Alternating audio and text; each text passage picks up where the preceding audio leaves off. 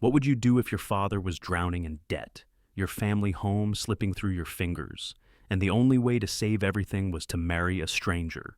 That's the impossible choice Clara Mae Whitfield faced. At 27, she was strong but weary, carrying her family's burdens on her shoulders. Then came an offer too outrageous to believe, a one-year marriage contract with Nathaniel Sterling, a cold and arrogant millionaire who saw people as business deals.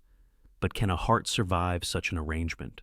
Can love be born out of lies, secrets, and power struggles? Or will it shatter under the weight of pride and betrayal? Clara thought she was only selling time. Nathaniel thought he was only protecting his fortune. Neither imagined that behind their walls of fear and resentment, something far deeper was waiting to emerge, something that would test them both more than money ever could. Will courage win over pride? Can love exist without conditions, without contracts? Or will wealth and arrogance destroy the only chance at happiness they've ever had? Stay with us to find out. And before we dive in, don't forget to like this video, share it with someone who loves a good story, and subscribe to Shining Stories for more journeys of courage, love, and redemption. Everyone in town thought I was steady, dependable, the kind of young woman who always kept her chin up, no matter how heavy the storm clouds hung overhead. But if they could have seen me that November evening, they might not have believed their eyes. My hands were trembling as I folded the final notice from the bank, the paper thin as onion skin, but heavy as a brick in my chest. My name is Clara Mae Whitfield, 28 years old, born and raised in a small town in Pennsylvania, where everyone knows the names of your grandparents and the condition of your roof shingles. I earned a teaching degree from a state college, thinking I would spend my life in classrooms filled with chalk dust and the laughter of children. But dreams don't always come with paychecks. Budget cuts had closed schools across the county, and my contract was one of the first to vanish. For the last 6 months, I'd been piecing together odd jobs tutoring when parents could afford it, waitressing at the diner off Route 19 and stocking shelves at the grocery store until midnight. It was enough to keep the lights on, but never enough to get ahead. And then came the envelope. Clara. My father's voice broke the silence of our kitchen. George Whitfield, 62 years old, still carried himself like the mechanic he had been for 4 decades. Strong shoulders, calloused hands, and a pride that wouldn't bend even when his back did. But tonight, he looked smaller somehow, his eyes tired behind wire-rimmed glasses. "What is it, Dad?" I asked, though I already knew. He sat down heavily at the worn oak table that had served us countless family meals. He smoothed his hand over the paper, his fingers trembling just enough for me to notice. "It's the bank. They're going to foreclose in 30 days. The loan from when your mother was still alive. I thought I could keep up with the payments. But after the transmission shop burned down, everything just..." His voice cracked, and he looked away. The words settled in the air like a thick fog. 30 days.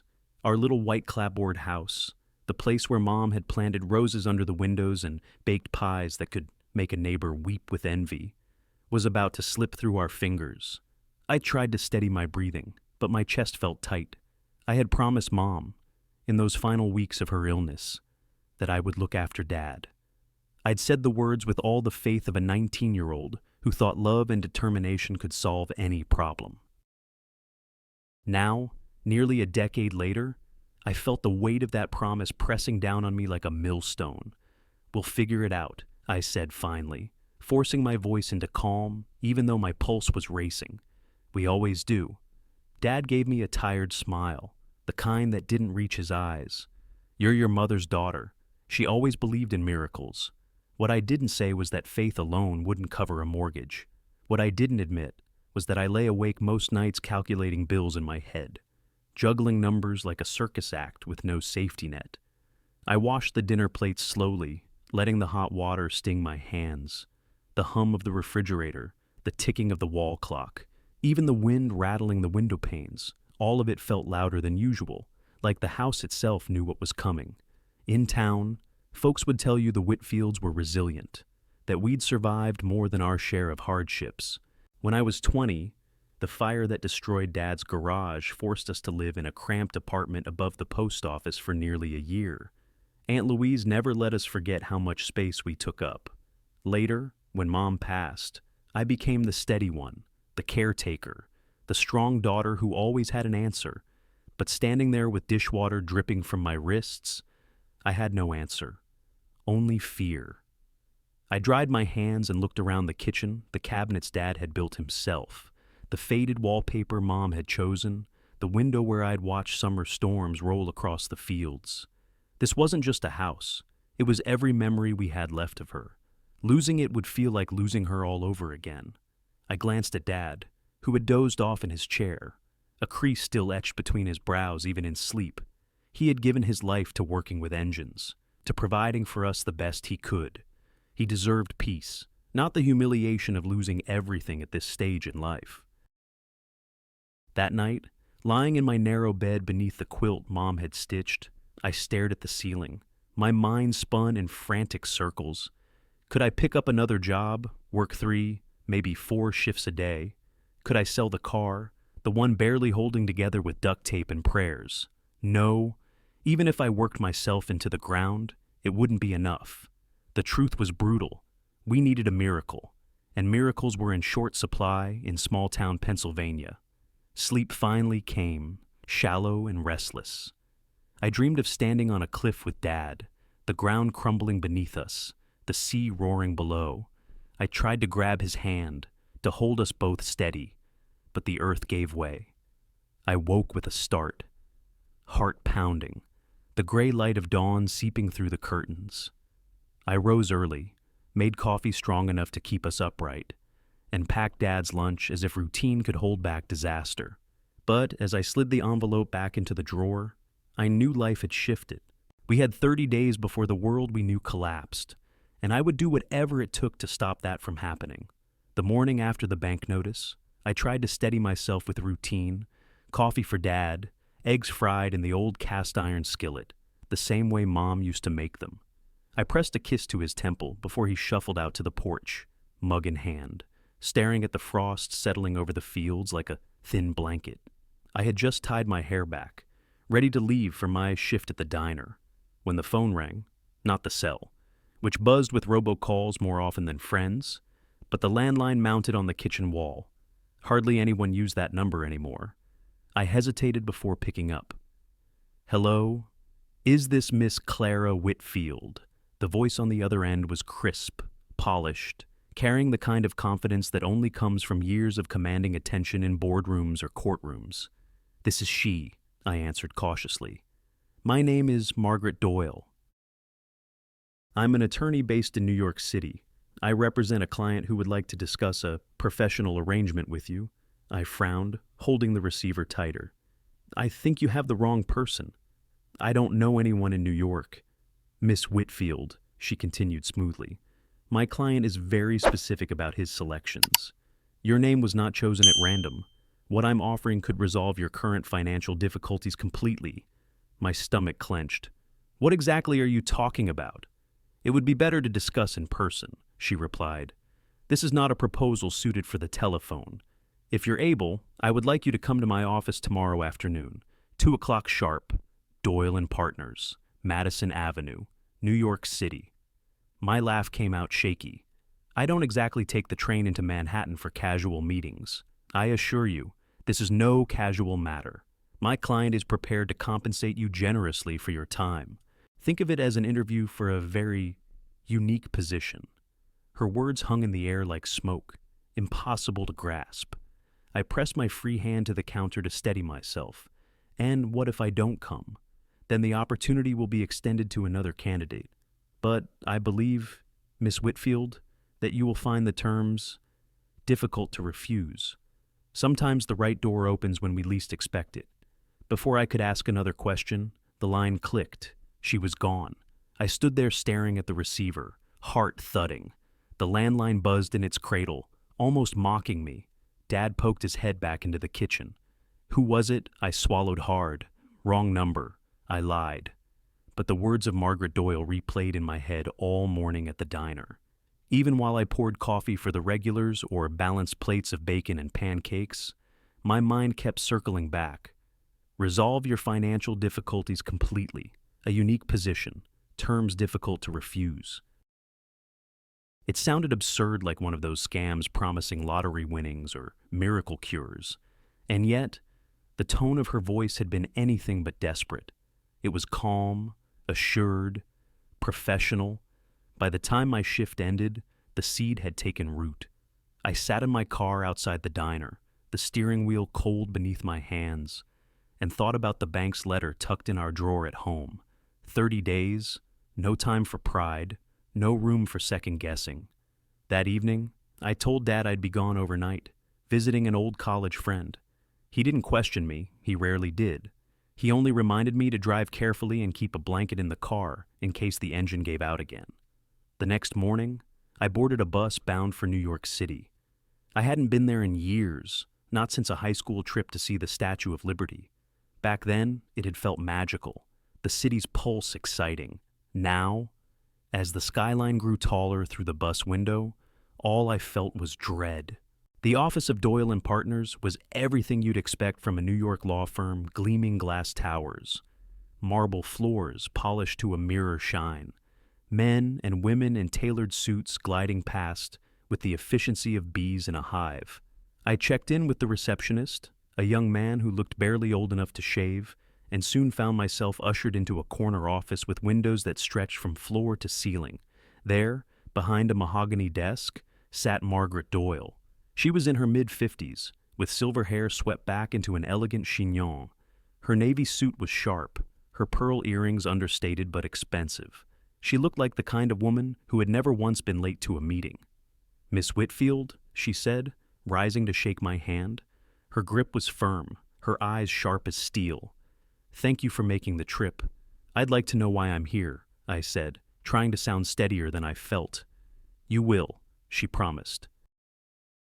"But first, understand this.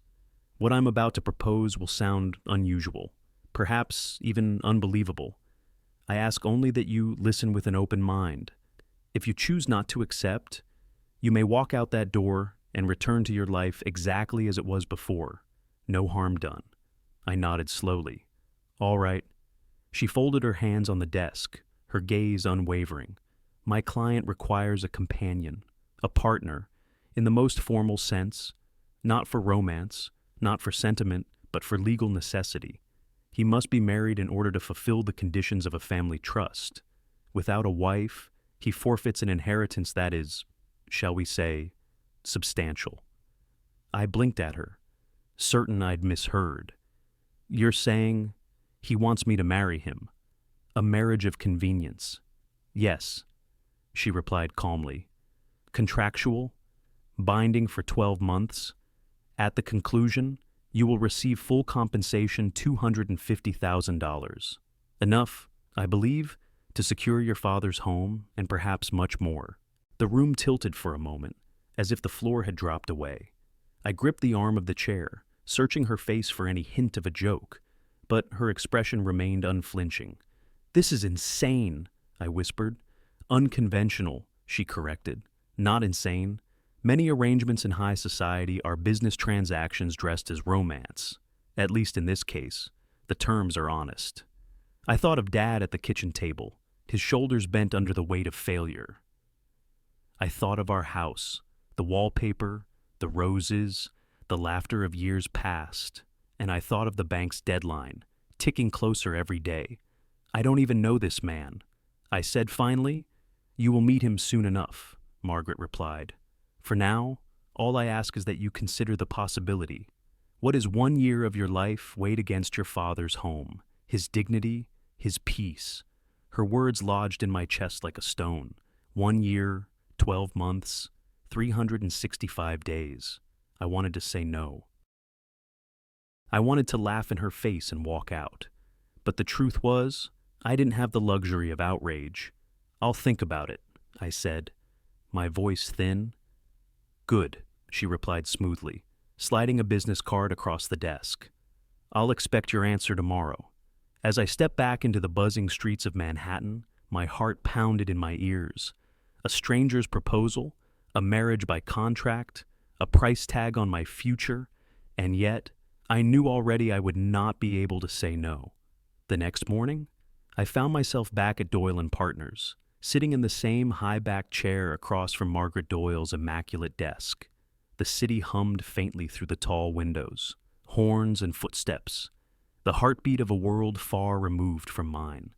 I had barely slept, tossing between restless dreams and the echo of Margaret's words one year. $250,000. She was composed as ever, her pearl earrings catching the morning light. "Miss Whitfield," she began, "I trust you've had time to reflect on our conversation." "I have," I said, though my voice sounded foreign, like it belonged to someone braver. "Good." She slid a thick folder toward me. "Here are the terms. You will enter into a civil marriage with my client, Nathaniel Sterling. The union must last for 12 consecutive months in order for him to meet the stipulations of his grandfather's trust.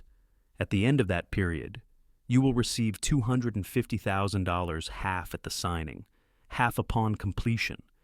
I stared at the folder as if it might catch fire. This is outrageous. You're asking me to sell myself."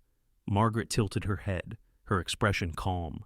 "No one is asking you to sell yourself. What we are offering is a contract.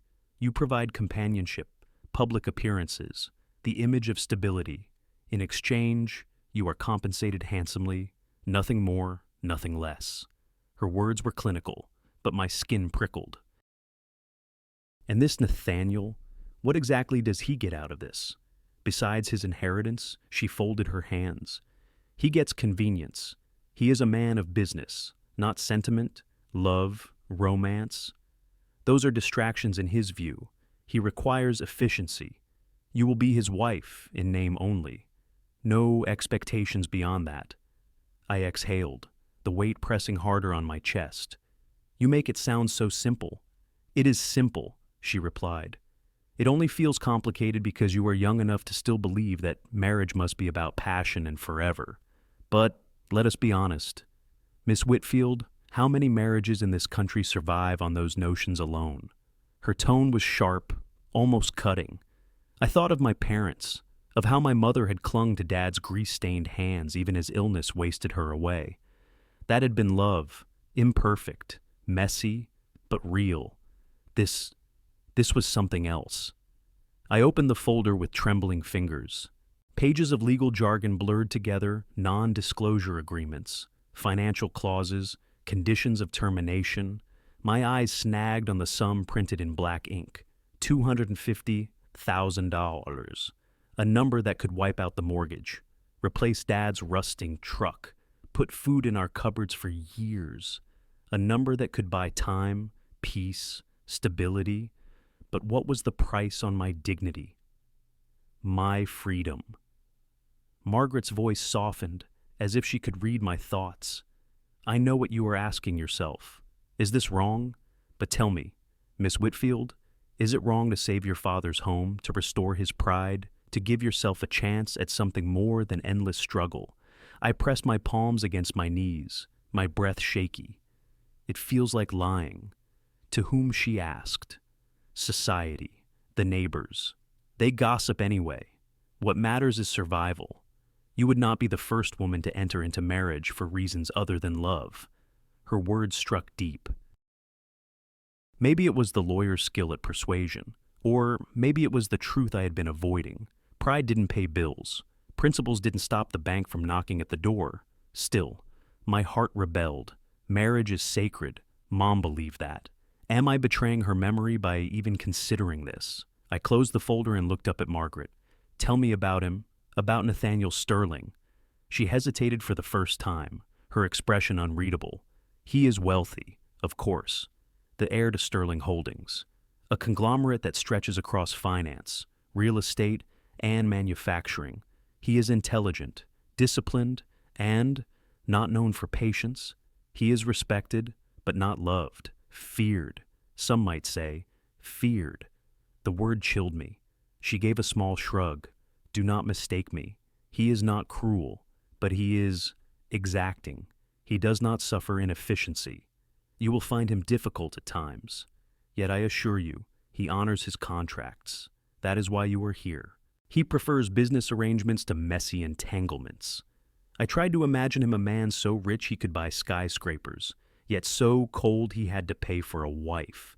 It sounded like a fairy tale gone wrong. Margaret leaned forward, her eyes steady. You have a choice, Clara. You can return to Pennsylvania, watch your father's house taken from him, struggle for years to rebuild, or you can endure 12 months in comfort, secure his future, and walk away with more freedom than you have ever known. 12 months, 1 year, a single chapter in a lifetime. I thought of Dad sitting on the porch, staring at the horizon as if searching for hope he couldn't name. I thought of the bank officer who had looked at us like numbers on a page, not people with memories rooted in a home. And I thought of myself tired, stretched thin, carrying the weight of promises I could no longer keep. My throat tightened. What happens if I say no? Then we find someone else, Margaret said simply. And you return to your life as it is. Nothing lost, nothing gained. The thought of someone else sliding into this arrangement, saving their family while mine crumbled, twisted my stomach. I pressed my hands together, staring at the neat stack of papers. The decision felt impossible, and yet the answer was already forming inside me, heavy and inevitable. I'll do it, I whispered. Margaret's lips curved into the faintest smile. Very wise. As she slid a pen across the desk, my fingers trembled. I signed my name, each stroke of ink feeling like a step across a threshold I could never uncross. When it was done, Margaret collected the folder with the precision of someone who had orchestrated this dozens of times. You will meet Mr. Sterling at the ceremony. Civil, discreet, no press. A simple exchange of vows. Consider this your first and last rehearsal. I rose on unsteady legs. My heart pounded as if warning me, screaming that I had just shackled myself to a stranger. But then I pictured Dad's tired smile, the roses Mom had planted by the porch, the promise I had made years ago. If this was the cost of keeping that promise, then so be it. The day of the civil ceremony arrived like a storm cloud, heavy and inevitable. I wore a cream-colored dress I had found at a thrift store for $50. It wasn't the satin gown little girls dream of, just plain fabric and simple lines. But it was all I could manage. I tried to smooth the wrinkles with nervous hands as Margaret Doyle's sleek black town car pulled up in front of my father's house. Dad stood on the porch, his old tie slightly askew, his eyes full of worry. "Clara," he said, his voice thick. "Are you sure about this?" I forced a smile. "I'm sure about saving this house." "Dad." He hugged me so tightly I could feel his ribs. "If he treats you badly, you come home. No money in the world is worth your safety." I nodded, though I knew in my bones there was no turning back. City Hall looked as dreary as ever, fluorescent lights, gray linoleum floors, clerks who had long ago lost any enthusiasm for their jobs. Not exactly the setting for a wedding, fake or otherwise. Margaret led me down a sterile hallway, her heels clicking with the certainty of someone always in control. Outside a small office door, she paused. "Before we go in, a reminder," she said firmly. "This is a business arrangement. Keep your emotions separate. Mr. Sterling will expect professionalism." "Right," I whispered, though my heart thudded painfully. When she opened the door, I saw him, Nathaniel Sterling. He stood near the window, tall and broad-shouldered in a tailored charcoal suit. He wasn't at all what I had imagined, not some aging tycoon with thinning hair and a paunch. No, he was 34, sharp as steel, his dark hair neatly combed back, his jawline carved with precision. His green-gray eyes, cold and unyielding, flicked toward me as if assessing a purchase. For a brief, foolish second, I thought he was devastatingly handsome. Then his gaze slid past me with the same indifference he might show a stock report. Margaret closed the door behind us. "Mr. Sterling, this is Miss Clara Whitfield." He turned fully then, offering not a smile, not even a handshake, just a curt nod. "Let's proceed." His voice was low, controlled, with the cadence of someone used to being obeyed. I swallowed hard. "It's nice to meet you," I managed. He said nothing in return. The clerk shuffled papers, muttering the legal requirements. Two strangers stood in the corner as witnesses, eyes glazed with boredom. It all felt absurd marrying a man whose name I had only learned days ago, who looked at me as though I were a line item on his balance sheet. When the clerk asked us to exchange vows, Nathaniel spoke his part with no hesitation, no warmth, no hint of humanity, just words, efficient and clipped. "I do," he said, as if closing a deal. My turn came, and I forced the words past the lump in my throat. "I do." The clerk pronounced us husband and wife. Nathaniel extended his hand, firm and cool, gripping mine like a contract signed in flesh. "Mrs. Sterling," he said, his voice flat. "Welcome to the arrangement." My cheeks burned. Not welcome to my life. Not, "I'm glad you're here." Just the arrangement. Outside, the autumn air bit against my skin. A sleek black Mercedes waited at the curb. Nathaniel gestured toward it without looking at me. "The driver will take you to the house. I'll return later tonight." I blinked. "You're not coming with me?" "I have meetings," he said simply, as though that explained everything. Perhaps in his world, it did. Margaret handed me an envelope. "Half of your compensation," she reminded me. "The remainder will be delivered upon completion of the 12 months. I took it numbly, tucking it into my small handbag. The weight of it was heavier than gold and hollower than air.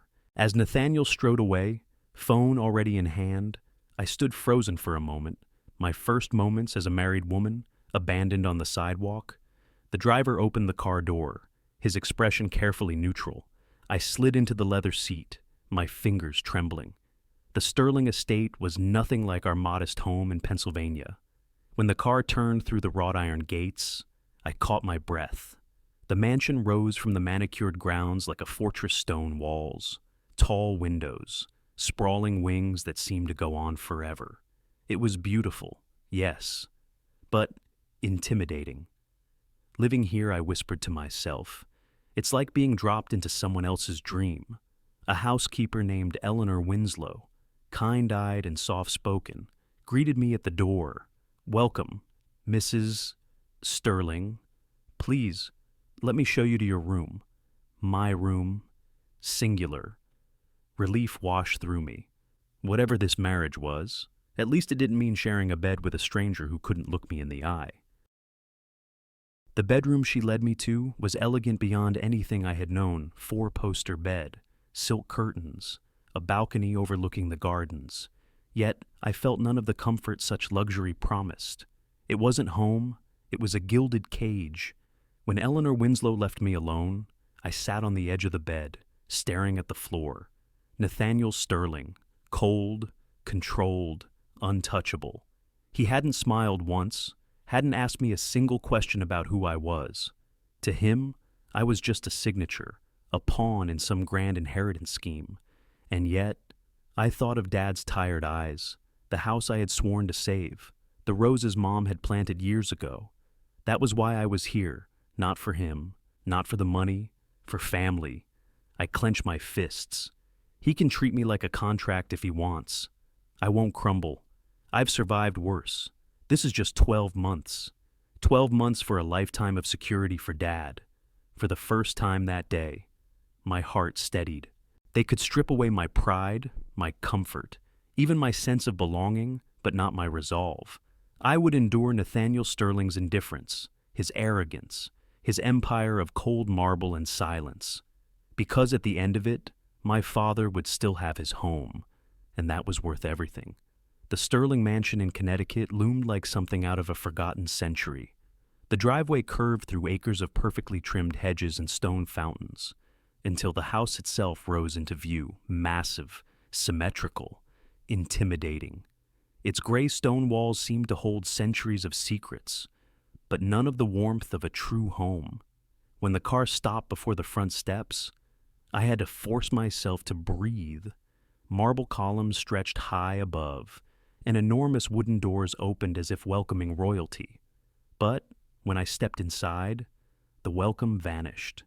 The air was cool and faintly perfumed, like furniture polish. My footsteps echoed across polished marble floors. Crystal chandeliers glistened overhead, casting light that bounced off gilded frames and oil paintings of somber men and women with the same piercing Sterling eyes. I whispered under my breath, "This isn't a house. It's a museum." The driver carried my single suitcase inside, then disappeared without a word. For a long moment, I stood alone in the cavernous foyer, dwarfed by ceilings 3 stories high and staircases sweeping upward in grand spirals. It should have been magnificent. Instead, it felt empty. "Mrs. Sterling." The voice came from the east corridor. A woman appeared, dressed in a simple black dress with a crisp white apron. Her hair was silver, her posture straight but gentle. She looked to be in her late 60s, her eyes kind, lined with years of quiet wisdom. "I'm Eleanor Winslow," she introduced herself, dipping her head slightly. "Housekeeper here at Sterling Manor. You'll find me in charge of most of the household affairs. I've served the Sterling family for more than 40 years. Something about the way she said it carried both pride and sadness. "Please, call me Clara," I said, my voice almost swallowed by the vast foyer. "I'm still adjusting." Her smile reached her eyes. "That's understandable. This house takes getting used to. It has a way of making newcomers feel rather small. Small or misplaced," I murmured. She chuckled softly. "Yes, misplaced. That too." Eleanor motioned for me to follow. She led me down hallways lined with portraits, past rooms I couldn't imagine ever using, a library with shelves that touched the ceiling, a formal dining room that could seat 30 guests, a ballroom covered in white dust sheets as if frozen in time. Finally, she stopped before a door at the far end of the west wing. "This will be your room, Mrs. Sterling. It's private, quiet. If there's anything you need, anything at all, you need only ask." Inside, the bedroom was lavish beyond imagination. A canopy bed dressed in ivory silk, antique wardrobes carved with delicate patterns, a fireplace framed in marble, French doors opened to a balcony overlooking the gardens, where fountains sprayed water in graceful arcs. It was breathtaking, and yet it left me colder than the autumn wind. I set my suitcase on the rug and whispered, "It's too much." Eleanor studied me with those patient eyes. "It's only walls and furniture. Clara, a home is made of different things. I imagine you know that better than most." Her words touched something deep in me. For the first time since arriving, I felt less alone. That evening, I wandered the house alone, my footsteps hollow against the stone floors. The mansion was silent except for the occasional creak of wood or the hum of heating vents. It didn't feel lived in. There were no shoes by the door, no books left open on tables, no laughter echoing through the halls. The kitchen gleamed with stainless steel appliances, but the scent of real cooking was absent, replaced by the sterile smell of lemon polish. The sitting rooms were immaculate, their couches too pristine to have ever held a family sprawled together watching a movie. Everywhere I turned, I felt like an intruder in a world frozen in time. At one point, I found myself in the great library. Floor-to-ceiling shelves towered above me, filled with leather-bound volumes. I trailed my fingers over their spines, but not one seemed touched. Dust lay evenly across them, undisturbed. I pulled one book free, Pride and Prejudice. The irony made me laugh bitterly. I had just stepped into my own kind of arranged marriage, but without any of Austen's charm or hope of romance. Later, Eleanor found me sitting by the library window, staring out into the dusk. She carried a small tray with tea and biscuits. "I thought you might need this," she said softly, setting it down. I smiled faintly. "Thank you. You didn't have to." "I know," she replied, her tone almost maternal. "But you look like someone who hasn't been offered kindness in a while." Her words stung because they were true. In just one day, Nathaniel had managed to make me feel invisible. Eleanor sat across from me, her hands folded neatly. Sterling is not easy. I won't pretend otherwise. But he is not a cruel man. Clara, he has simply learned to hide his humanity behind walls of marble and iron. You may not see it now, but there's more to him than business contracts and cold gazes. I wanted to believe her, but all I could recall was the indifference in his eyes when he looked at me like I was a piece of furniture that had been delivered late. Does he ever smile? I asked quietly. Not often, Eleanor admitted, but once, long ago, he did. He was different before the weight of the company fell on his shoulders, before he convinced himself that caring too deeply is a weakness. Her words lingered, filling the silence. I wrapped my hands around the teacup, letting the warmth seep into me. I feel like I don't belong here, like I've stepped onto another planet. Eleanor's gaze softened. That's because you're real. This house, it's all surfaces and appearances. But you, Clara, you carry something genuine. That may turn out to be the most powerful thing of all. I blinked back sudden tears. Thank you. I needed to hear that. She patted my hand. You'll find me here, whenever you need an ally. You're not as alone as you feel. That night, I lay in the grand bed staring at the ceiling. The chandelier above glittered faintly in the moonlight, but the room felt colder than any I'd ever known. Somewhere down the hall, in a separate wing, Nathaniel Sterling no doubt sat in his study, poring over contracts, untouched by the presence of the wife he had just acquired. I pressed my hand to my chest, trying to steady my breath. I had promised myself I would endure this for Dad's sake, but nothing had prepared me for the loneliness of being bound to a man who looked at me and saw nothing. The mansion was beautiful, yes, but beauty without warmth is only emptiness. And tonight, wrapped in silk sheets beneath a gilded ceiling, I had never felt more like a stranger in my own life. The first week at Sterling Manor passed in silence thick enough to choke on. Nathaniel came and went like a shadow, his days consumed by meetings and late nights in his study. We hardly exchanged more than a polite nod in the hallway. It was exactly what I had been told to expect a business arrangement, nothing more. Yet, somehow, the distance hurt more than the indifference. On the 7th evening, Eleanor informed me that Nathaniel expected my presence at dinner. He always dines at 7:30 sharp, she explained gently, setting out a gown she had pressed for me. I thought you might wear this. The dress was modest but elegant, a soft navy that contrasted with my pale skin. I slipped it on, nerves tightening in my chest. The dining room was vast, a long table polished to a mirror sheen. When I entered, Nathaniel was already seated at the head, scrolling through his phone. He looked up briefly, nodded once, and gestured to the chair set for me 3 seats away, as though an invisible barrier separated us. Good evening, I said, forcing my voice steady. Mrs. Sterling, he acknowledged flatly. We ate in silence at first, the clink of silverware echoing across the cavernous room. Finally, I tried, how was your day productive? The single word fell like a stone into water. I pressed on. What kind of work were you doing? His eyes flicked to me, cool and assessing. Sterling Holdings manages mergers and acquisitions, corporate restructuring, investment strategies. That sounds, I hesitated, soul-crushing. For the first time, his eyebrow arched slightly. Challenging, he corrected, and then silence again. I gripped my fork tighter. So, this is how it's going to be. A year of dinners like funerals. The next morning, I made my mistake, exploring the grounds. I wandered into Nathaniel's private study. The heavy oak doors had been left ajar, and curiosity tugged at me. The room smelled of leather and ink, its walls lined with shelves of neatly arranged files.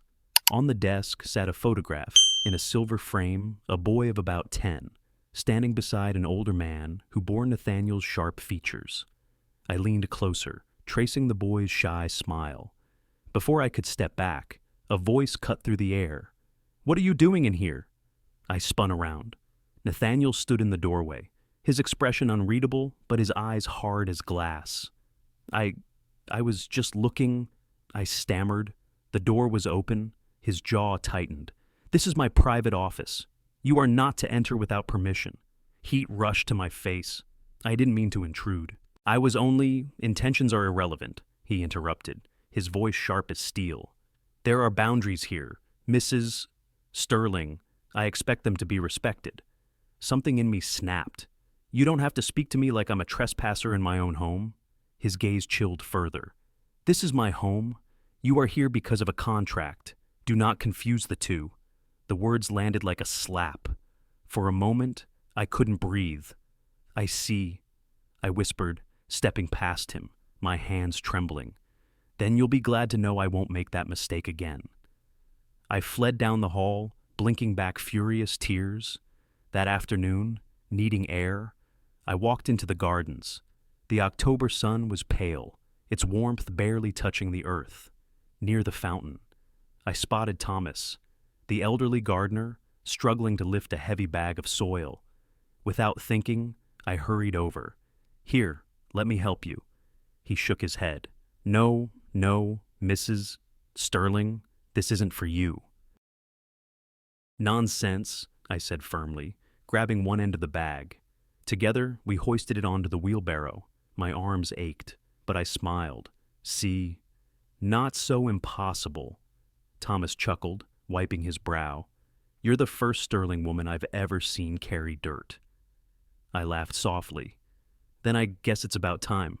As we adjusted the wheelbarrow, I felt eyes on me. Turning slightly, I saw Nathaniel standing on the balcony above, watching. His posture was stiff, one hand braced against the railing. For a moment, something flickered in his expression. Surprise, maybe even hesitation. But then his face closed again, as cold and unreadable as ever. He turned and disappeared back inside. Still, the image lingered in my mind. That evening at dinner, he surprised me. You were in the gardens today, he said abruptly, slicing into his steak. Yes, I replied carefully. I was helping Thomas. His fork paused mid-air. Helping the gardener is not your responsibility. Maybe not, I said, keeping my tone calm, but it felt right. He studied me, his gaze sharper than any blade. For a moment, I thought he would scold me again. Instead, he looked down at his plate and muttered, almost reluctantly, "Most people here don't bother." My heart skipped. Was that a compliment? I set down my fork. Well, I'm not most people. Silence stretched between us, not quite hostile this time. Something else lingered there, something unspoken, fragile as glass. For the briefest instant, Nathaniel Sterling didn't look like a fortress of stone. He looked like a man who had forgotten how to let anyone in. That night, as I lay in the vast bed, Eleanor's words returned to me. He is not cruel, only hidden behind walls. I thought of his eyes on the balcony, the flicker of uncertainty when he saw me covered in dirt, laughing with Thomas. It was the smallest crack in the marble facade, but it was there. And though I hated myself for it, a tiny ember of hope stirred inside me. The invitation arrived in a cream-colored envelope sealed with gold foil, delivered by a butler who spoke in the quiet, clipped tones of someone used to important errands. It was for the Sterling Foundation Charity Gala, to be held at the Waldorf in Manhattan, a glittering affair attended by politicians, investors, and socialites who measured one another by the sparkle of their diamonds and the weight of their bank accounts. Eleanor found me in the library that afternoon, the envelope in her hand. It seems you'll be making your debut as Mrs. Sterling sooner than expected. I frowned. Debut. That makes it sound like I'm a contestant on some pageant. In this world, my dear, it's not so different, she said softly. Later that evening, Nathaniel appeared at my door, his presence as commanding as ever. The gala is this Saturday. You'll accompany me. I closed the book in my lap. Do I have a choice? His eyes were steady. Cool. Not if you want this arrangement to succeed. Public image is part of the contract. I bristled but held my tongue. Fine. I'll do my best not to embarrass you. His brow lifted slightly. That would be preferable.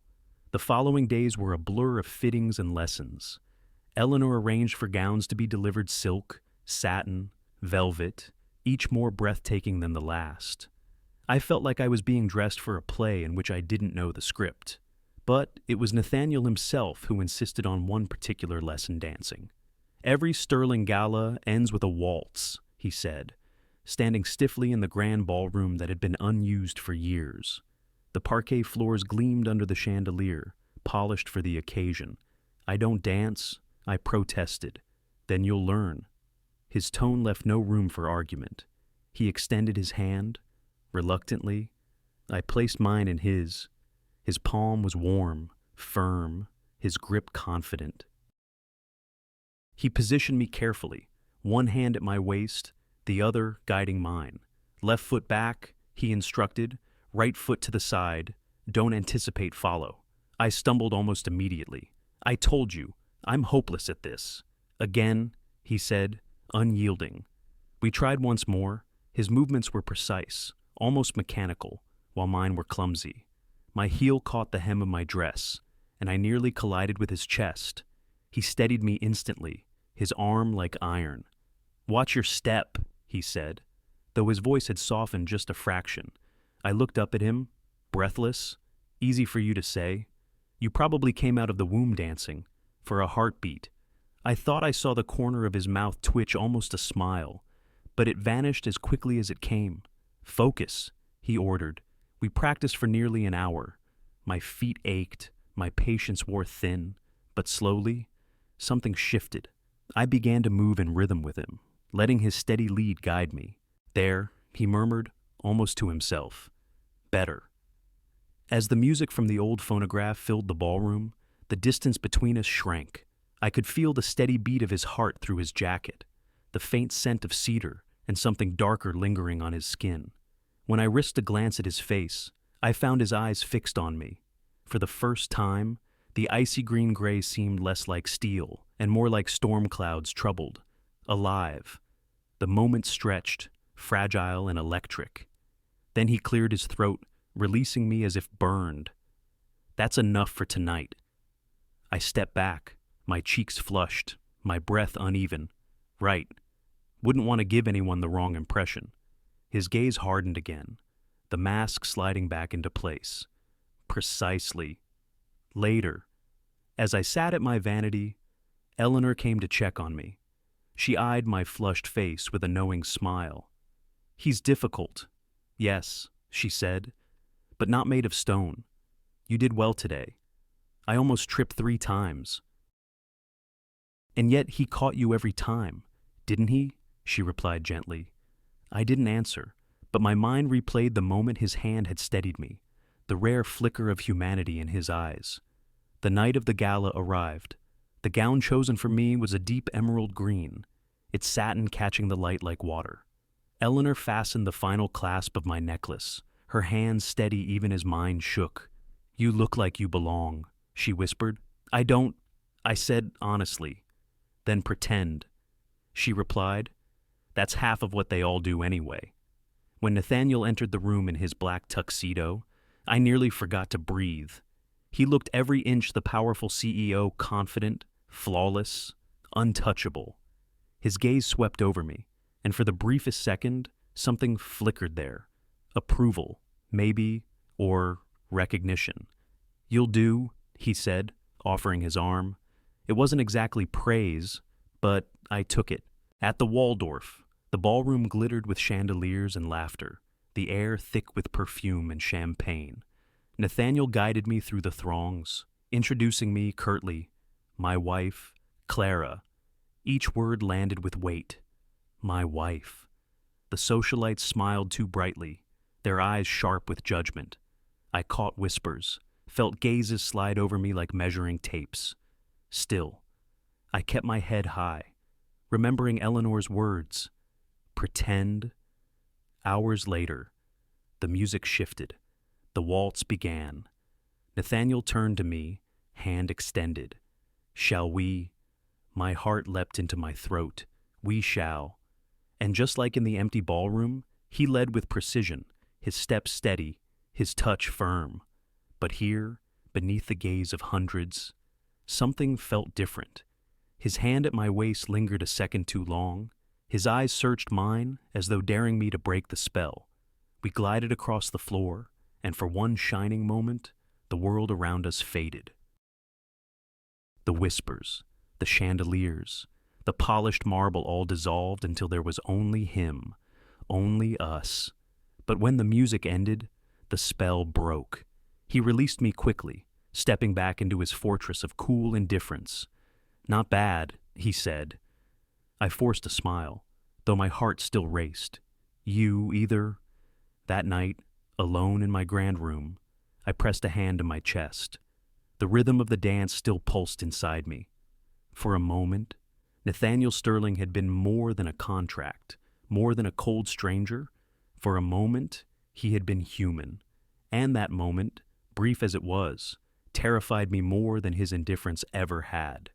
The Waldorf ballroom glittered like something out of a dream, or perhaps a nightmare, depending on who you asked. For me, it was both. Crystal chandeliers spilled golden light across marble floors. Tables draped in white linen sparkled with silverware, so polished I could see my reflection. A string quartet played something delicate and refined, their bows moving in perfect harmony. I felt like I had stumbled into another universe. Nathaniel's hand rested lightly against my back as he guided me through the crowd. His posture was immaculate, his tuxedo tailored to perfection, his expression unreadable. But when he leaned toward me to murmur, "Smile, Clara," his tone was gentle, almost coaxing. So I smiled, awkwardly at first, then more naturally as people turned to greet us. "Mr. Sterling."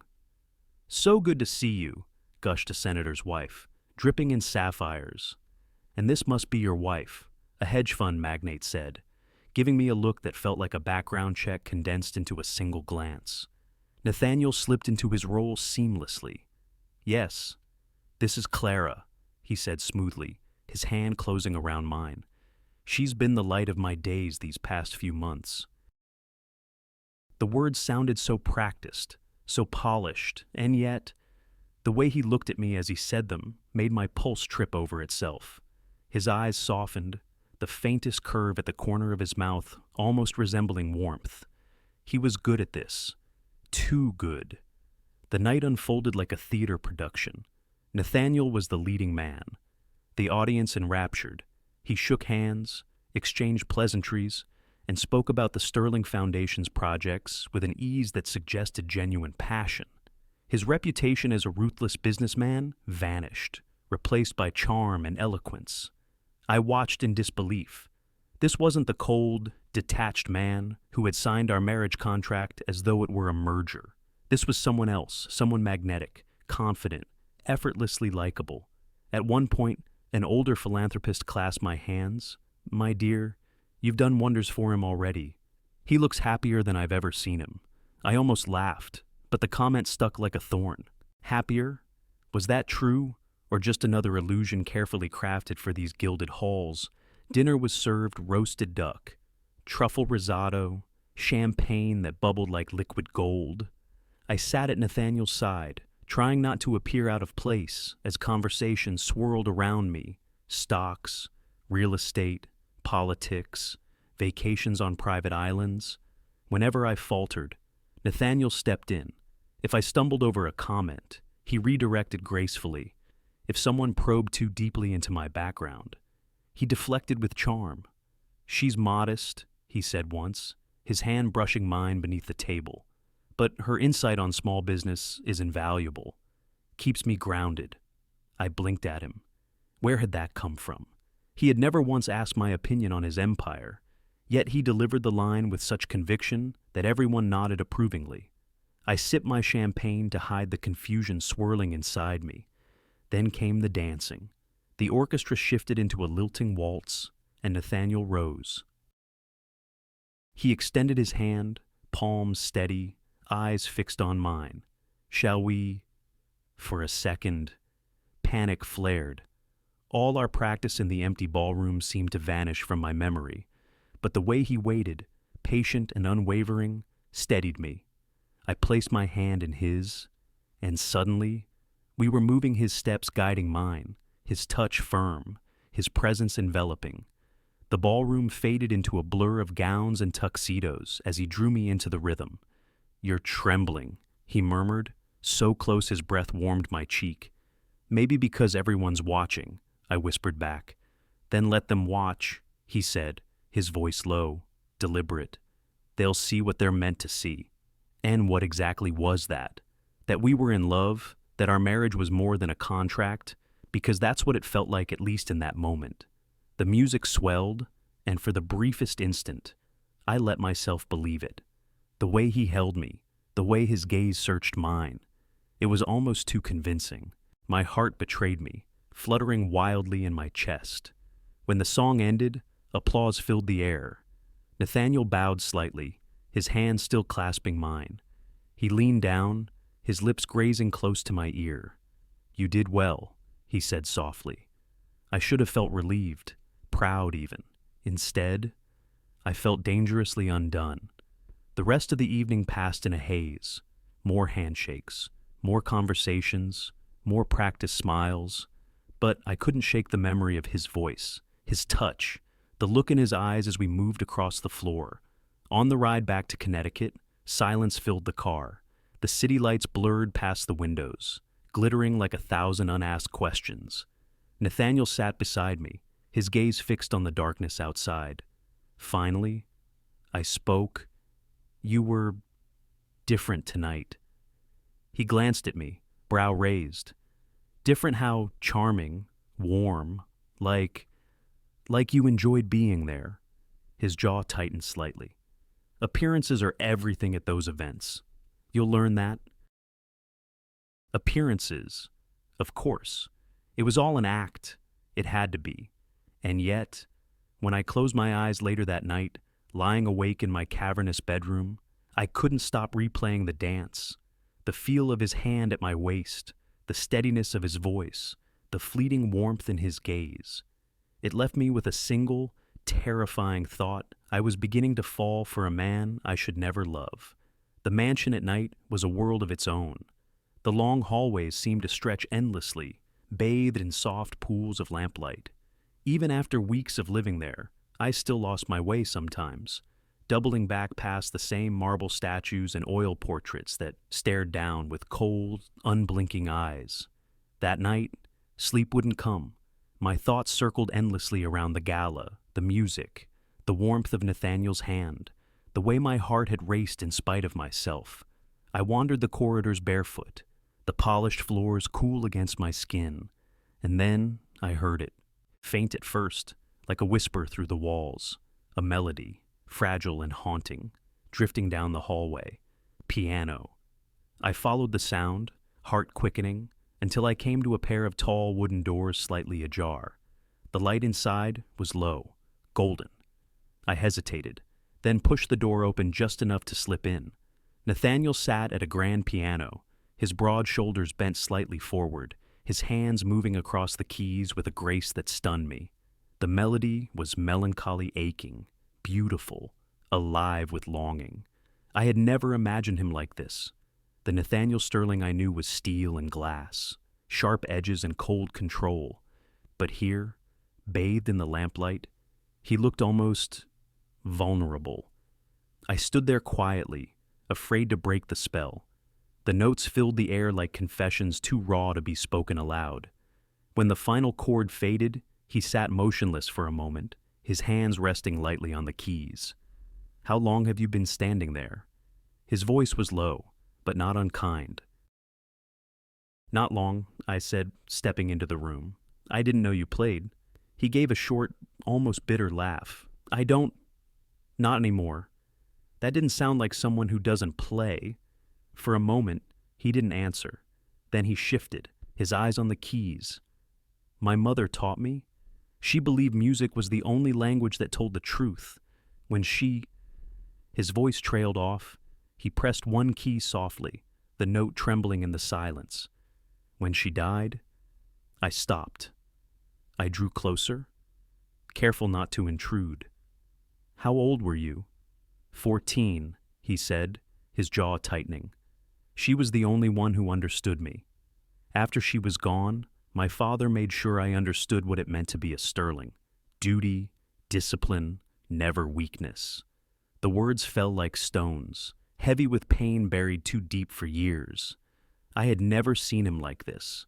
Not the CEO who commanded boardrooms, not the man who had signed a marriage contract like a business deal, but a son who had lost his mother and built walls so high no one could climb them. "You miss her?" I whispered. His eyes flicked to mine, sharp and searching, as if I'd touched a wound he thought was invisible. "Every day," he admitted quietly. The silence stretched between us, and in it, I realized something. His coldness wasn't emptiness. It was armor. Armor forged from grief and expectations and loneliness. "I think she'd be proud," I said softly. His mouth curved, but not into a smile, more like disbelief. Of what that I turned into the man my father wanted. "No," I said firmly, "that you survived, that you still play, even if you tell yourself you don't, that there's still a part of you that remembers what she taught you." For a moment, the mask slipped, just a fraction, but enough for me to see the man beneath the boy who had lost too much, too soon. "You see too much," he said finally, his voice quiet, almost weary. "Maybe you've just spent too long around people who see too little," I countered.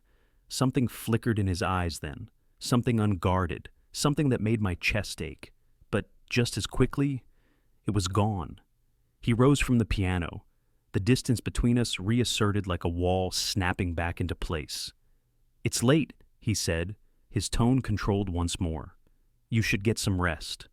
I nodded, but as I turned to leave, I carried the sound of his music with me, echoing in my heart.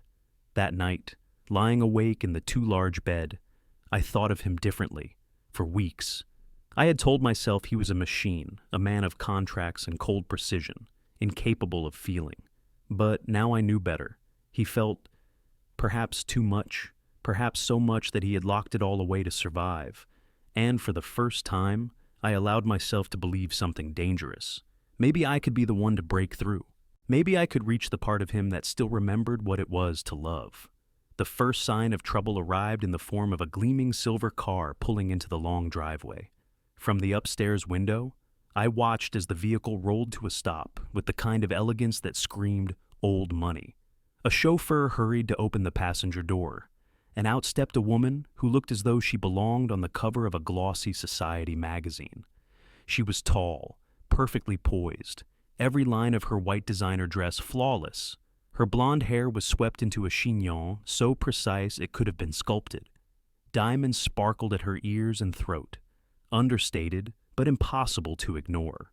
She moved with the confidence of someone who had never once questioned whether she belonged. Eleanor appeared at my shoulder.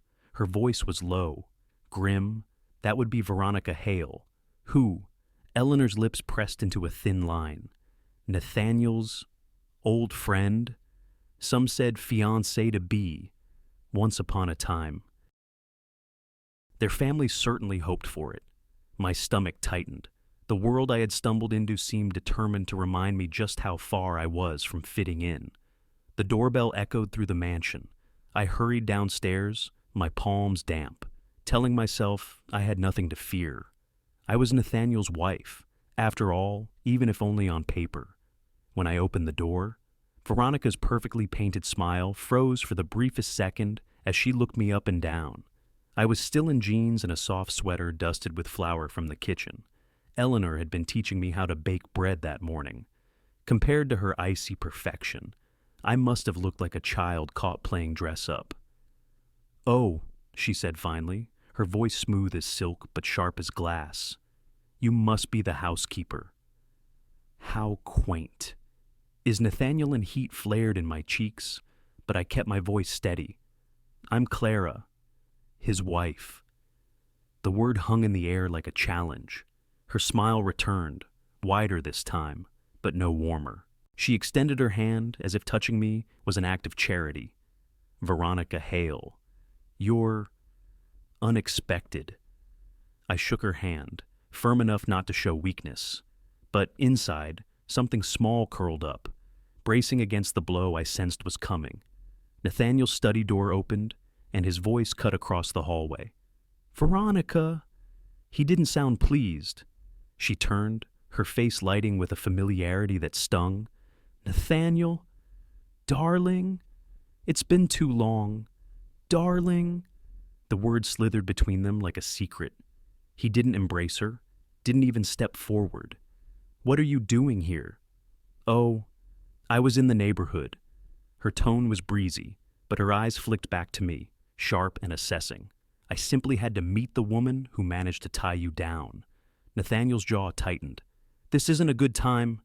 Nonsense, she said, gliding past me into the foyer as though she owned it. Her heels clicked against the marble floor, echoing like a challenge. I won't stay long. The next half hour was agony. Veronica made herself comfortable on one of the velvet settees, crossing her legs with languid grace. She asked polite questions about how Nathaniel and I had met, each one laced with an undercurrent of disbelief. When I stumbled slightly over an answer, because how does one explain a relationship born out of a contract?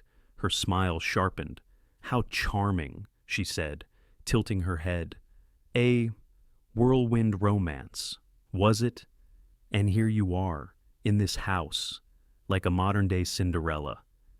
She let the word linger, then added, though some might say Cinderella had a bit more Polish. The air left my lungs. I forced a smile, but my hands tightened in my lap. Nathaniel shot her a look. That's enough. But she wasn't finished. She leaned forward, her gaze fixed on me. Don't misunderstand me. Clara, I admire your determination. It takes courage to step into a world you weren't born for, to wear gowns that don't quite hide the seams, to stand in rooms where everyone knows you don't belong. Quite the performance. Really? The words struck like darts, each one finding the tender spots I'd tried to protect. I wanted to defend myself, to tell her she didn't know me. But the truth was, her accusations echoed the doubts that already lived inside me. Every gala, every dinner, every polished smile I practiced in the mirror, I had felt the seams. I had felt like an intruder. And she knew it. Nathaniel's voice cut in, cold and sharp. Veronica, if you've come to insult my wife, you can leave now. Wife. The word rang like a shield. But even as he said it, I couldn't stop the ache. Because part of me wondered if Veronica was only saying aloud what Nathaniel himself thought.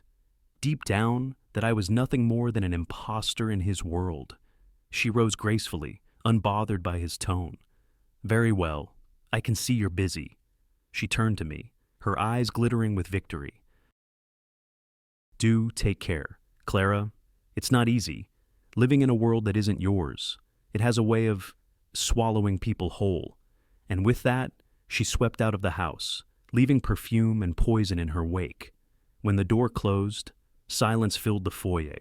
I stared at the floor, fighting the sting in my eyes. Nathaniel stepped closer. Clara, don't, I said quickly, my voice sharper than I intended. She's right, isn't she? I don't belong here. His brow furrowed. That's not true. Isn't it?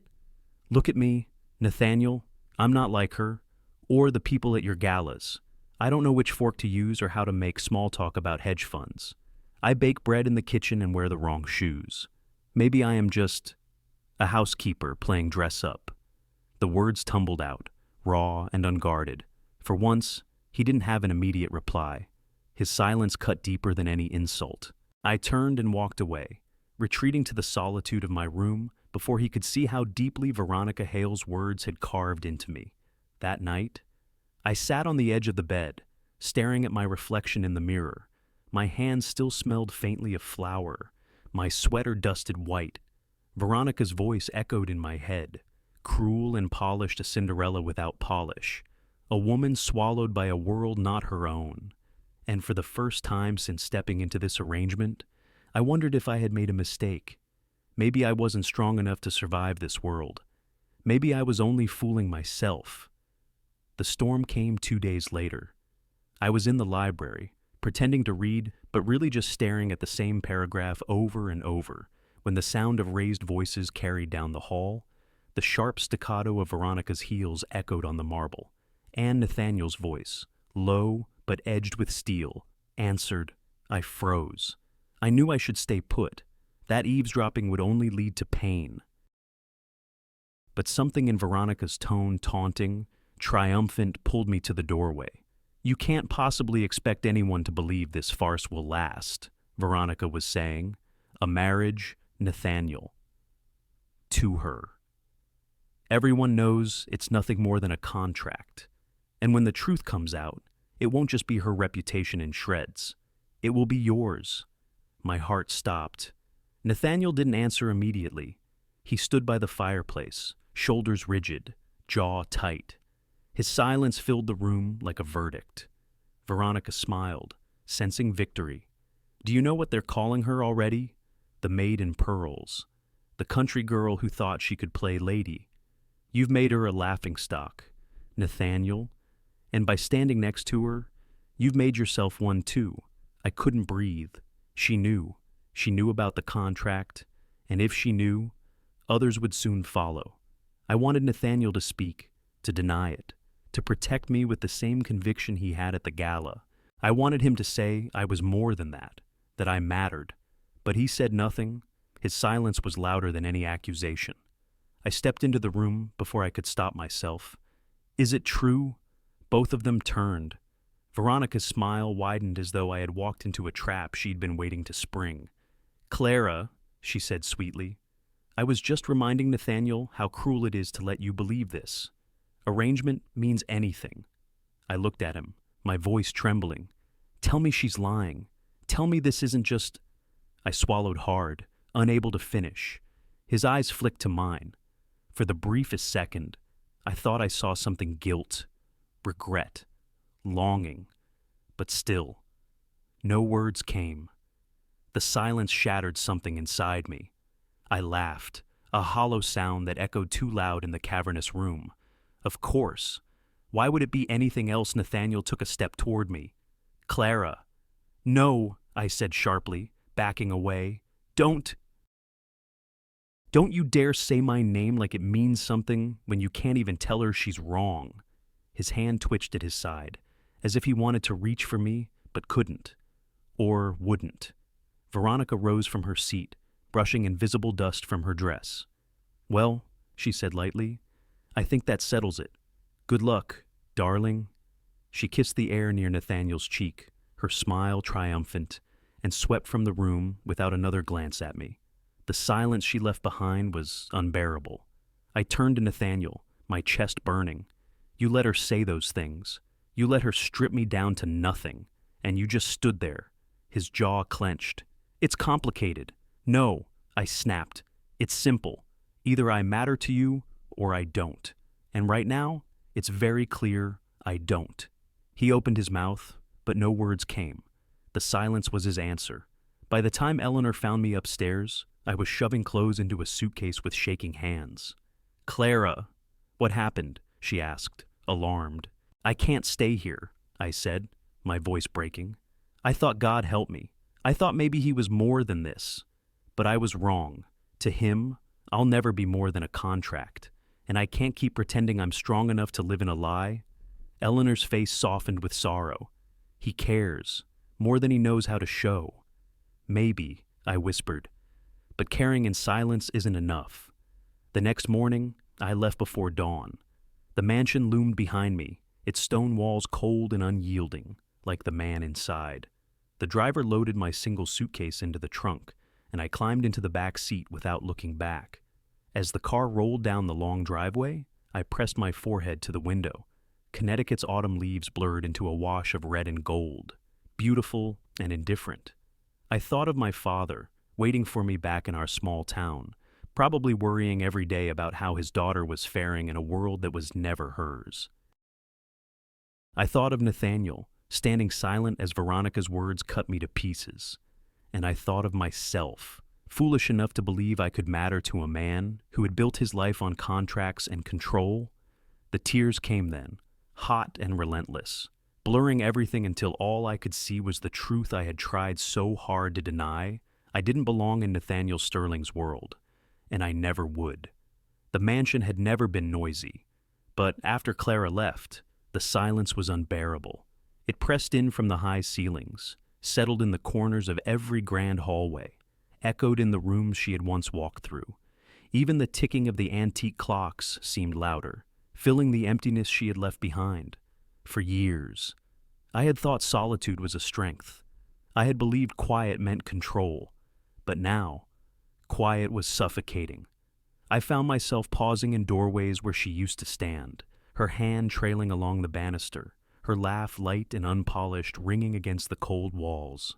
In the mornings, I reached instinctively for the extra coffee cup I had grown used to setting down across from mine, only to realize no one would drink it. The house hadn't changed, but it felt like a tomb. 3 nights after she left, I walked into the music room. The piano sat in its usual place, polished, silent. My hands hovered over the keys but refused to touch them. Playing felt impossible without her standing quietly in the doorway, listening as though the music revealed something worth knowing. I sat in the dark for hours, staring at the instrument until Eleanor appeared in the doorway, her expression stern and knowing. "You look like a ghost haunting your own house," she said. I didn't answer. She stepped closer, her gray hair catching the lamplight. "Do you know what she brought into this place, life? Warmth. I've worked here 20 years, and this mansion has never felt like a home until Clara walked through the door." I swallowed hard, but the words caught in my throat. And now Eleanor's voice softened, but her eyes were unyielding. "Now it's back to being a hollow museum. Because you let her go." My fists clenched. "You don't understand?" "Oh, I understand perfectly," she cut in. "You had a choice, to stand up for her, or to hide behind your silence. You chose silence, and you lost her." Her bluntness stung more than I expected. I turned away, staring out the tall windows into the night, the garden dark and lifeless, without Clara's footsteps wandering through it. She was the only one. Eleanor continued, her voice softer now. "Whoever saw the man behind the armor? And you let her walk out that door because you were too afraid to admit you need her." The truth hit like a blow. All my life, I had been told what mattered: money, reputation, control. My father's voice still echoed in my mind. Never show weakness. Business first. Always. And for years, I had believed it. I had built my empire, forged myself into a man who could not be broken. But Clara had seen through it in weeks. She had looked past the contracts and the coldness, and she had found something in me I thought had died long ago. And I had betrayed her. Now I stood in the empty mansion, all the money and power in the world at my fingertips. And for the first time, none of it mattered. What use was Sterling Holdings? What use was my empire? If the price was losing the only person who made me feel alive? "Do you love her?" Eleanor's question cut clean through the silence. I turned to her, startled. "Because if you do," she said, folding her arms, "then sitting here brooding won't bring her back. Money won't bring her back. Pride won't bring her back. The only thing that might is the truth." I shook my head. "She'll never forgive me." "Maybe not," Eleanor admitted, "but she'll never forgive you if you don't try."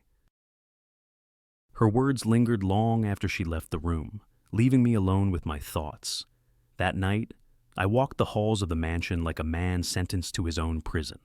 Every room reminded me of her: the kitchen where she baked bread with flour on her cheeks, the ballroom where she stumbled through her first dance, the library where she curled up with a book too heavy for her lap.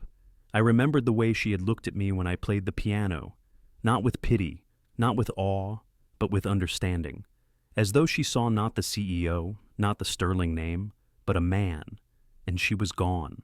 Because I had been too much of a coward to fight for her, I stood in front of the mirror in my study, staring at my reflection. The man who looked back at me was everything my father had wanted me to be: polished, powerful, untouchable. But all I could see was a man who had everything and nothing. For the first time in my life, I wondered, was I willing to trade the empire I had built for the chance to win her back? Was I willing to risk money, reputation, control for love? The thought terrified me, but it also lit something inside me, something I hadn't felt in years: hope. I returned to the piano and sat down, Pressing my fingers against the keys, slowly, hesitantly, I began to play. Not the cold, practice notes I had learned as a boy, but something raw, something broken, something true.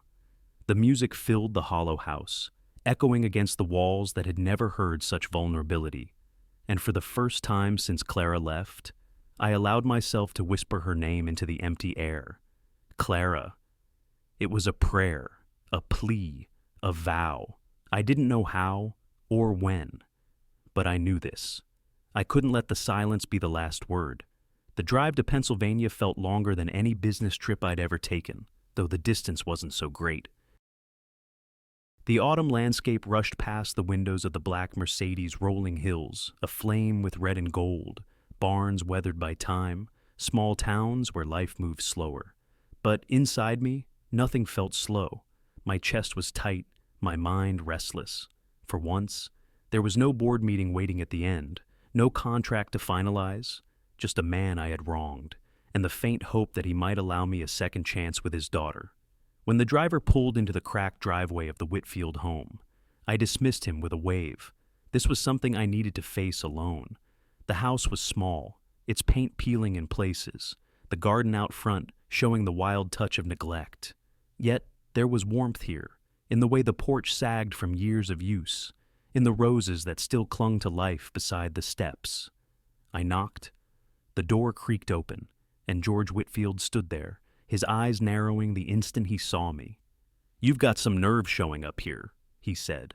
"I need to talk to you," I replied quietly. "Clara's not here. I know." His gaze hardened. "Then what the hell do you want with me?" He didn't invite me in, but I didn't leave either. I stood on the porch, hands clasped behind my back, as though waiting for a sentence. "I wanted to see you," I said finally, "to tell you that the words caught. I was a man used to commanding boardrooms, but in front of him, I faltered. I've made mistakes." George snorted. "That's putting it kindly." He leaned against the doorframe, his arms crossed. "Do you have any idea what she looked like when she came home? My daughter, who has already carried more burdens than most women twice her age, she was broken. And it wasn't the money or the contract that broke her. Nathaniel. It was you." The words hit harder than I expected. "She told me everything," he continued, "about your so-called arrangement, about the silence, about how you stood there and let another woman cut her down to nothing. My Clara may be strong, but she's still human, and you hurt her in a way no father ever wants to see his child hurt." I closed my eyes briefly. Shame burned hotter than fire. I didn't protect her, I admitted, and I should have. George's voice dropped lower, rougher. "You didn't just fail to protect her. You chose not to. You hid behind silence because it was easier than standing up. And now you come here thinking what? That you can just say you're sorry and fix it." I swallowed hard. I don't know if I can fix it, but I want to try. For the first time, George studied me, not with the sharp hostility of a father guarding his daughter, but with the scrutiny of a man weighing another man's soul. "Let me tell you something," he said slowly. "Money is a tool. It can build, it can destroy, but it cannot heal. It cannot hold my daughter when she cries at night. It cannot give her back the trust you took from her." His eyes locked on mine, unflinching. "You're a man who spent his life hiding behind wealth and contracts. But Clara doesn't need a businessman. She doesn't need Sterling Holdings. She needs a man who loves her enough to bleed for her, to fight for her, to stand up when the world tries to tear her down." I felt the words carve into me, deeper than any boardroom defeat. George stepped closer, his voice quiet but fierce. "So, I'll ask you this once. Are you going to keep being a coward, hiding behind your empire? Or are you going to be brave enough to love my daughter the way she deserves?" For a long moment, I couldn't speak. The weight of his words crushed every excuse, every defense I had clung to. "I don't know how," I admitted finally, my voice raw. "I've never known how. But I want to learn." George's eyes softened just slightly, though his stance remained firm. "Then you'd better start. Because Clara doesn't need empty promises. She needs truth. And if you can't give her that, if you can't choose her over your pride, then you leave her be. Don't you dare drag her back into that mansion just to break her again. I nodded, the truth settling like stone in my chest. You have my word. If she lets me back into her life, it won't be for a contract. It will be because I love her, because she deserves better than the man I've been. George studied me for a long, heavy moment. Finally, he stepped back, opening the door wider. Come inside, he said gruffly. If you're going to fight for her, you'll need to understand who she really is. Not the woman you tried to mold, but the woman she's always been. As I crossed the threshold into the modest house, I felt something shift inside me. This place, though worn and weathered, was alive in a way the Sterling mansion never had been. Every photograph on the wall, every creak in the floorboards, spoke of love and endurance. It struck me then, Clara didn't need me to save her. She had always been strong. What she needed, what she deserved, was someone willing to stand beside her, not above her. And for the first time, I understood that love wasn't about possession or perfection. It was about courage, about truth, about choosing another person, every day, no matter the cost. As George led me into the kitchen, I carried his words with me like a challenge, like a vow. Be brave enough to love her, or walk away. And for the first time in my life, I knew which choice I had to make. The morning after my talk with George Whitfield, I called Margaret Doyle. Her crisp voice came over the line, sharp as ever. Mr. Sterling, I assume this is about extending the contract. We have several options. No, I interrupted. My voice was steady, clearer than it had ever been. I'm not extending anything. I want the contract dissolved, immediately. There was a pause on the line. Then, that would be unwise. You understand what's at stake. The trust. The inheritance. I don't care about the inheritance, I said firmly. The words startled me, even as I spoke them, but they felt truer than anything I had ever said. What matters isn't money. It's Clara. If I can't have her freely, without paper binding us, then none of it is worth it. Margaret sighed, the sound of a woman watching a lifetime of careful strategy crumble. You realize you are choosing recklessly? Maybe, I admitted. But for once in my life, I want to be reckless. For her. That afternoon, I drove back into town.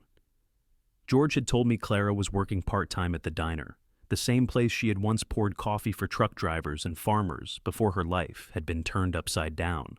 When I pulled into the gravel parking lot, I saw it a squat little building with neon letters buzzing faintly, the smell of bacon and fresh coffee drifting into the autumn air. Inside, the diner buzzed with the hum of conversations, forks clinking against plates, the hiss of the grill, farmers in worn flannels, a few teenagers sharing milkshakes, an elderly couple splitting a slice of pie, ordinary people, real life. And there she was, Clara, in a faded blue uniform and apron dusted with flour, her hair pulled back in a simple ponytail. She balanced a tray of mugs as she moved between tables, her smile tired but genuine. She looked more radiant in that moment than any gala gown had ever made her. My chest tightened.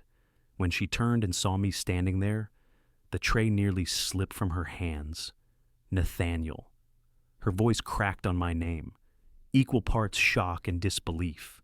Every eye in the diner turned. The room seemed to hold its breath. I stepped forward, ignoring the murmurs, ignoring the weight of all those stares.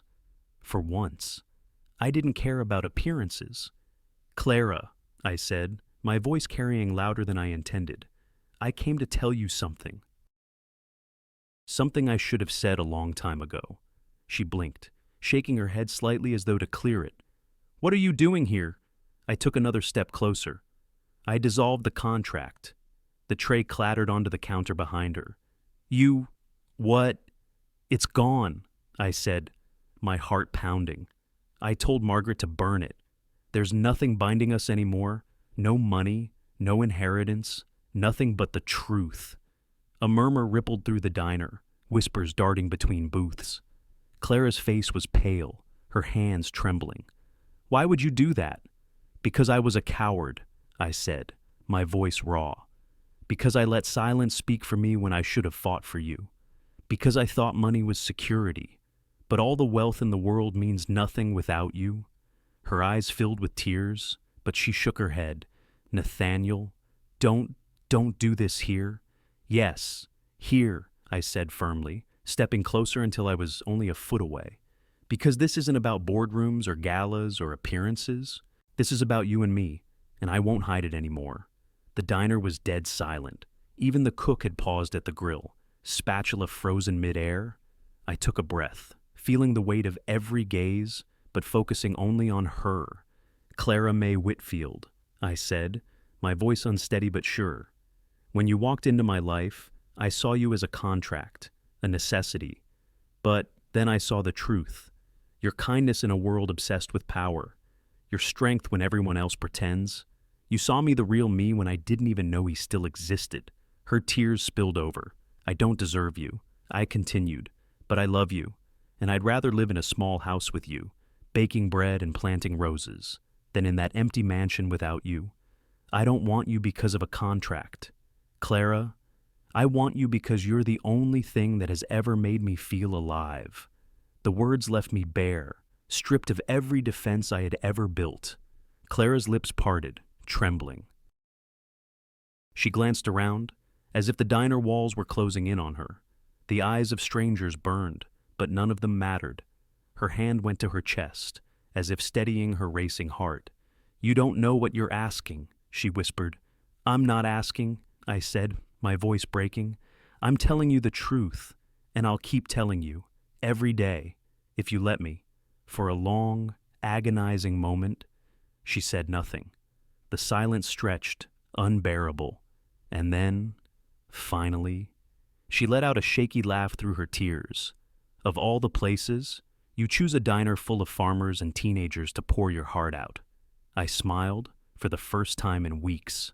A real smile, because it's real, because you're real, and because I don't care who hears it anymore. The diner erupted with whispers, but I barely heard them. Clara stepped closer, her hand brushing mine. Her eyes searched me, testing, weighing, hoping. "You really dissolved it?" she asked again. "Yes," I said without hesitation. "I'd rather lose every penny than lose you." Her breath caught, and in that moment, the walls I had built for decades began to crumble. And when her hand finally slipped into mine, trembling but sure, I knew the boldest deal I had ever made wasn't for Sterling Holdings. It was for her heart. The diner was still humming with quiet shock when Nathaniel reached into his coat pocket. His hand trembled, not from hesitation, but from the gravity of the moment. Clara's breath caught as she saw the small velvet box. The room, once buzzing with chatter and clinking forks, went still again. Nathaniel slowly lowered himself onto one knee, right there on the black and white checkered tiles that had seen spilled coffee and muddy boots. But never something like this.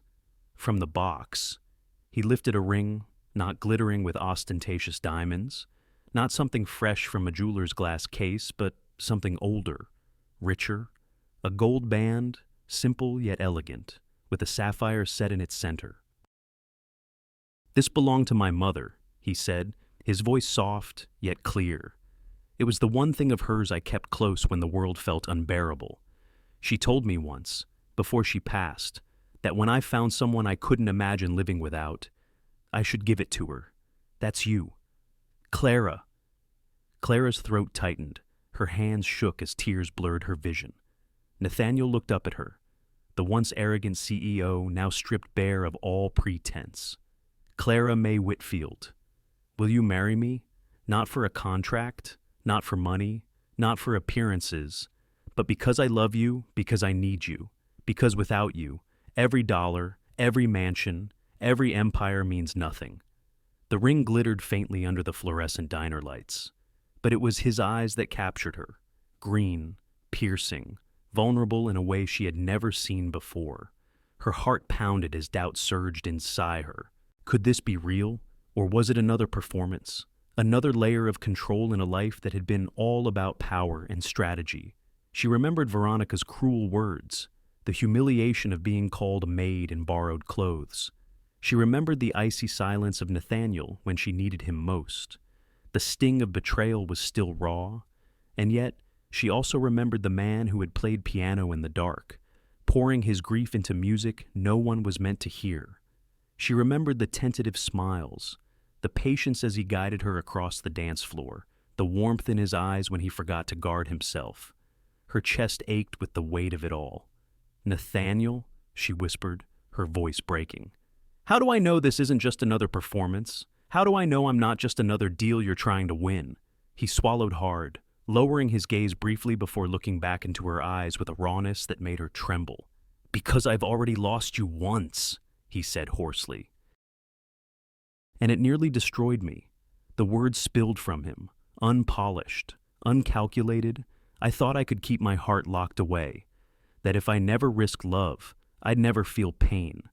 But when you walked out of that house, Clara, I learned the truth. Silence doesn't protect, it kills. And I'd rather be broken 1,000 times by you than live a single day without you. His hand shook as he held the ring closer.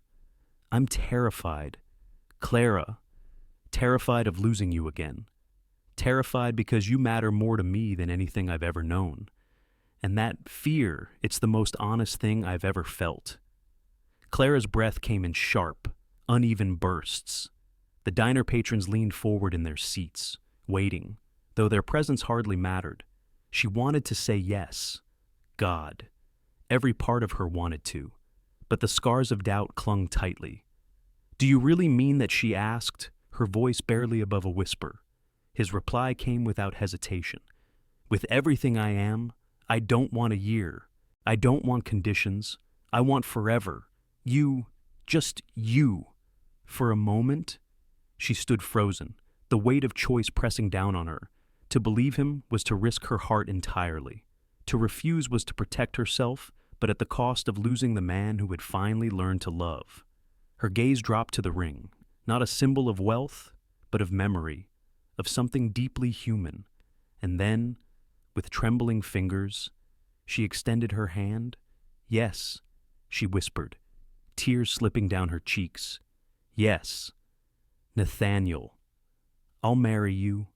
A collective gasp rippled through the diner, followed by applause and cheers.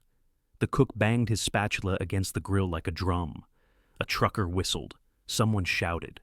About time, Nathaniel slid the ring onto her finger, his own eyes shining with unshed tears.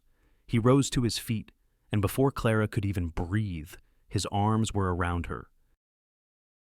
The kiss that followed wasn't polished or practiced. It was desperate, real, filled with the ache of two broken souls finally finding each other.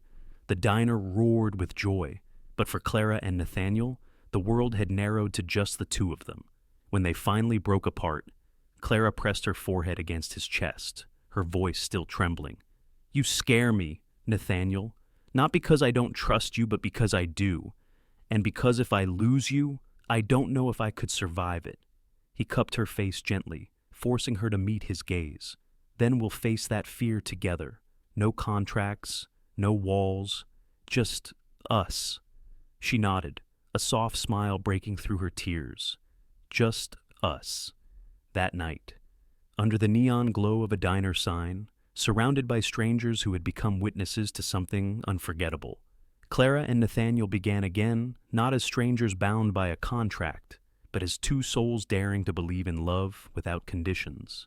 And for the first time in a long time, Clara felt not like an imposter in someone else's story, but the leading woman in her own. A year later, the house in Connecticut no longer felt like a museum. Gone were the echoing hallways and the lifeless silence. In their place came warmth, the aroma of fresh bread drifting from the kitchen, the faint hum of music from the piano room, and above all, the sound of laughter, a sound that had once seemed foreign within those stone walls. It was their wedding day, not the contract-bound ceremony under fluorescent lights, but a true celebration, with family and friends gathered beneath a canopy of autumn leaves in the garden.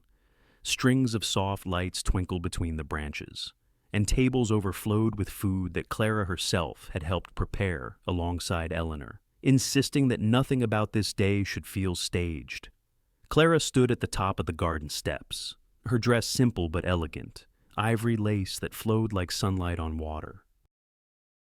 She had chosen it deliberately not to dazzle with extravagance, but to feel like herself. Nathaniel waited at the altar, tall and steady, his expression a mixture of pride and awe, as though he still couldn't believe she was real. Beside him stood George Whitfield, looking 10 years younger than he had when Clara first took the contract to save him. He dabbed his eyes with a handkerchief, pretending it was just allergies. Eleanor bustled about, making sure every guest had a glass of champagne, her joy radiating as though Clara were her own granddaughter. There were familiar faces from town, workers from the diner who had witnessed the proposal, even Nathaniel's closest colleagues, men and women who, for the first time, saw him not as the untouchable CEO, but as a man in love. The officiant's voice rang out, steady and clear. "Do you, Nathaniel James Sterling, take Clara Mae Whitfield to be your wife, not for contracts or convenience, but for life, in joy and in sorrow, in plenty and in want?" Nathaniel's voice did not waver. "I do, with every part of me. And do you, Clara Mae Whitfield, take Nathaniel James Sterling to be your husband, to walk beside him in truth, to remind him of laughter when he forgets, and to share a home filled not with riches, but with love?" Clara's smile glowed like sunrise. "I do, and I will." When they exchanged rings, Nathaniel's hand trembled slightly, not from nerves but from awe. He had built empires, signed billion-dollar deals, but nothing had ever felt as weighty as slipping that simple band onto Clara's finger. And when they kissed, the garden erupted in applause, cheers echoing against the stone walls of the house. For once, Nathaniel didn't care how undignified he might look, pulling Clara close, kissing her with the passion of a man who had finally found freedom. Later, guests spilled across the lawn, laughter mixing with music from a live band that played soft jazz and old folk songs. Clara danced with her father, George holding her like the little girl he once read bedtime stories to. Eleanor wiped her tears with the corner of her apron before joining the dance floor herself, much to everyone's delight. At one point, Clara caught Nathaniel watching from the steps, his tie loosened, his expression soft. She walked over, lacing her fingers through his. "Penny for your thoughts," she teased. He shook his head with a small smile. "Just wondering how I ever thought money could fill this place. Look at it now. It's alive." She leaned into him, resting her head against his chest. "That's because a house isn't alive until it's filled with love. We did that, Nathaniel, together." Inside, the once sterile mansion had changed. Clara had filled it with details of life, framed photographs along the stairwell, her books stacked on every available surface, flowers fresh from the garden brightening each room. Nathaniel's piano no longer sat silent. Often Clara would hum as she cooked while he played softly, filling the air with melodies that healed old wounds. The home was no longer a cage of marble and glass. It was a place where people lingered, where friends laughed late into the night, where George found peace in the garden he tended with his own hands. Even Nathaniel's business partners remarked how different he seemed, less steel, more soul. As twilight deepened, Nathaniel took Clara's hand and led her back toward the fountain at the center of the garden, the same place where, months earlier, he had confessed that silence no longer protected him. Now, standing there with the golden glow of lanterns reflecting in the water, he looked into her eyes and spoke quietly, just for her. "Clara, I once thought strength meant never needing anyone. That love was a weakness. But you taught me that the bravest thing a man can do is lay down his armor and let himself be seen. You saw me when I was hidden behind walls, and you chose to stay. That's a gift I'll spend the rest of my life honoring." Her throat tightened as she whispered back, "And you taught me that love isn't about perfection or fairy tales. It's about courage, the courage to try, to forgive, to build something real. We saved each other. Nathaniel." He kissed her then, slow and tender, as fireworks sparked faintly in the distance set off by some mischievous diner friends who thought the newlyweds deserved a finale. The night ended with friends gathered by the fire pit, roasting marshmallows, Eleanor leading a chorus of old songs, while George told stories that made everyone laugh. Clara leaned against Nathaniel, her head on his shoulder, her heart full. For the first time, she felt no fear of waking from a dream. This was reality imperfect, messy, but theirs. As the last guest drifted home and the embers burned low, Nathaniel turned to her, his arm wrapped securely around her waist. "You know," he murmured, "I used to think happiness was something you could buy, something earned with deals and dollars."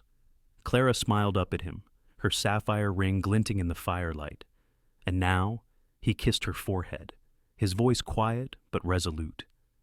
"Now I know the truth. Happiness isn't bought. It's found when you're brave enough to live with an open heart." She nestled closer, whispering, "Then let's never close ours again." And in that quiet moment, beneath the stars and surrounded by the echoes of laughter and love, the once hollow mansion finally became what it was always meant to be, a home filled with warmth. Clara and Nathaniel's story reminds us of a truth we often forget. Money may build houses, but only love can create a home. Wealth, success, and status can dazzle the world, yet they cannot mend loneliness, heal regret, or give life meaning. What endures are the bonds we nurture, the courage to be vulnerable, and the willingness to forgive. For Clara, strength was not only in sacrifice, but also in daring to hope again when trust was broken. For Nathaniel, true power came not from control, but from learning to let his heart be seen. Together, they discovered that happiness is not a contract. It is a choice we make, every day, to stand by those we love. And isn't that the lesson for all of us? In our later years, we know life is too short for pride, silence, or fear. What matters most is not how much we've earned, but how deeply we've loved. So, perhaps the question this story leaves us with is simple: are we living with open hearts? Or are we still hiding behind walls? Because in the end, the bravest act of all is to love fully, honestly, and without conditions. Thank you so much for spending your time with Shining Stories. We hope Clara and Nathaniel's journey touched your heart and reminded you of the power of love, courage, and second chances. If this story inspired you, please give it a like, share it with someone who needs a little light today. And don't forget to subscribe to Shining Stories for more heartfelt tales that warm the soul. Your support means the world to us, and it helps keep these stories alive for everyone who believes in love that money can never buy.